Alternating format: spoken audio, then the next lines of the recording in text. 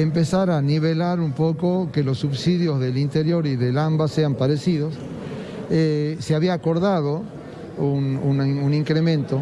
Bueno, al no votarse el presupuesto tampoco va a salir ese incremento, de manera tal que, digamos, ahí va a haber obviamente, no una merma, sí va a estar lo que está presupuestado para Jujuy para este año, que es en el orden de los 1.200 millones de pesos por el tema del fondo compensador, que de haber, digamos, de haberse tratado en el presupuesto, y si eso iba a recibir un incremento como de 700 millones más o menos más. Porque, digamos, se combinó, o por lo menos se había acordado, no sé si iba a salir así, pero se había acordado un incremento del orden del 70%. Al no tratarse, nada garantizaba que en el tratamiento se cambie, pero por lo menos en comisión había como una intención de hacer ese incremento. Ese incremento obviamente no se va a dar.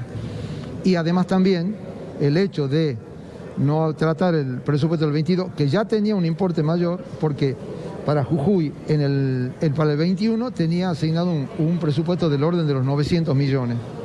Para el 22 se incrementaba a 1.200. Y según lo que se había arreglado, ¿no?, en comisión, se iba a incrementar un poco más, tal vez llegando como a los 1.800 millones. Ahora, al no haberse aprobado, no haberse tratado el presupuesto, volvemos a los 900 que eran del 21, ¿no es cierto? Así que por ahora está esa situación. Eso es en el transporte. El otro tema es la prórroga de la alícuota de bienes personales. ¿Por qué? Porque había una autorización anterior para que el Ejecutivo Nacional pudiera incrementar la tasa de la alícuota del impuesto de ingresos brutos de bienes personales, que es del 1,25, lo podía haber incrementado hasta el doble para los ejercicios 19 y 20. El Ejecutivo hizo uso de esa opción y le incrementó un punto, o sea, de 1,25 pasó a 2,25 para todos aquellos bienes que estén situados en el exterior, de argentinos situados en el exterior. Al no prorrogarse esa autorización, esa alícuota de 2,25, si no hay una prórroga, va a volver a 1,25. O sea que ahí van a liquidar menos impuestos. Y además los anticipos que se pagaron sobre una alícuota más cara de 2,25, al ser el impuesto 1,25, ahí también va a significar una merma. Eso, obviamente, significa una merma del recurso para toda la masa coparticipable y obviamente también para Jujuy. Pero bueno, eso todavía está por verse. Hasta ahora la situación está ahí, ¿no?, en esos temas. Retomando el tema de las capacitadoras, ¿qué solución le van a dar a las capacitadoras, instructoras que llevan en plaza? Bueno, los capacitadores, digamos, en este momento, digamos, luego de varios años, hemos hecho como un paso importante donde hoy los capacitadores, más allá de que se liquida de acuerdo a las horas que prestan servicio, hay capacitadores de 12 horas, 15 horas, 18, 10, digamos, hemos logrado hacer un avance en el sentido de que tienen, digamos, la obra social, tienen el aporte de la contribución. Ahora, ¿qué le pasa? Siguen en esa situación de cómo se les liquida. Así que en realidad hay obviamente un pedido y que hemos hablado varias veces con los gremios, y esta es la intención de ir incorporándolos ya formalmente, digamos, que salgan de ser de su categoría de capacitador y de última, aunque sea que empiecen siendo contratados, pero empezar a regularizar la situación. ¿Se deja sin efecto el decreto Tenemos un plan. que las pasa a la SUSEPI? No, el decreto está vigente, eso está.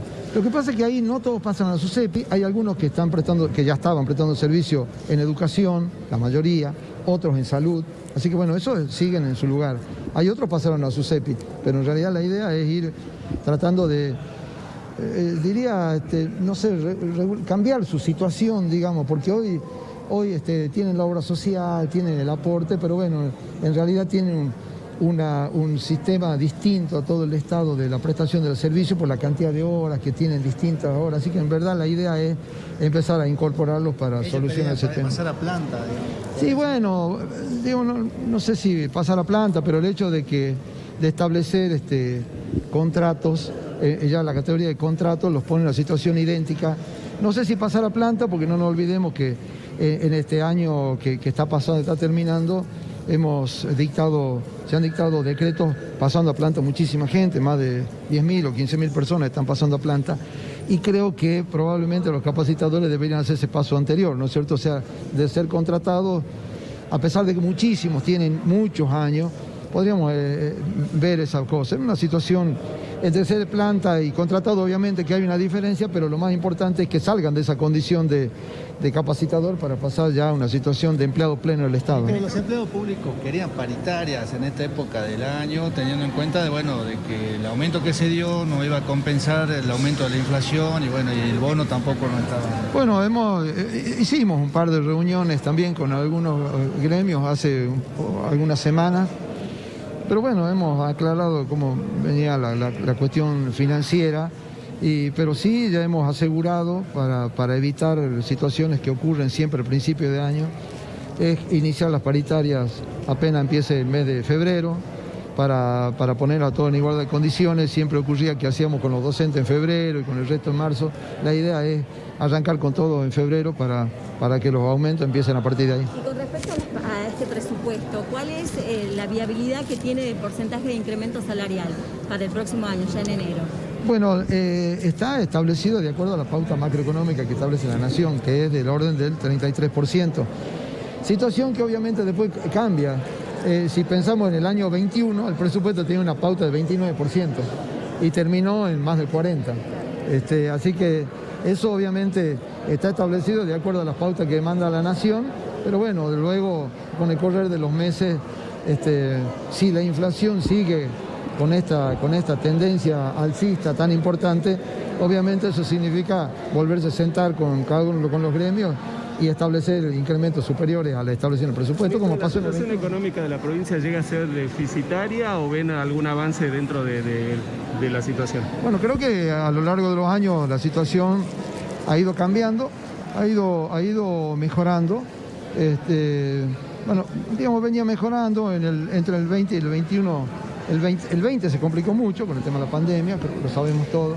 En el 21 hemos tratado de nivelar un poco más, pero bueno, si bien en el resultado primario hoy hemos logrado revertir y aparecemos con números en negro, digamos, no en rojo como en otras oportunidades, pero bueno, obviamente luego todo lo que significa pago de intereses, capital de las deudas que veníamos arrastrando, bueno, obviamente tornan, y además con un esquema muy fuerte de obra pública, bueno, obviamente eso termina convirtiendo al presupuesto en su conjunto con un déficit que para nada es importante, en relación es bastante similar al déficit del año pasado, lo cual, digamos, si tomamos en términos reales, es como que es menor todavía. ¿El ministro con el pago de los préstamos a organismos internacionales?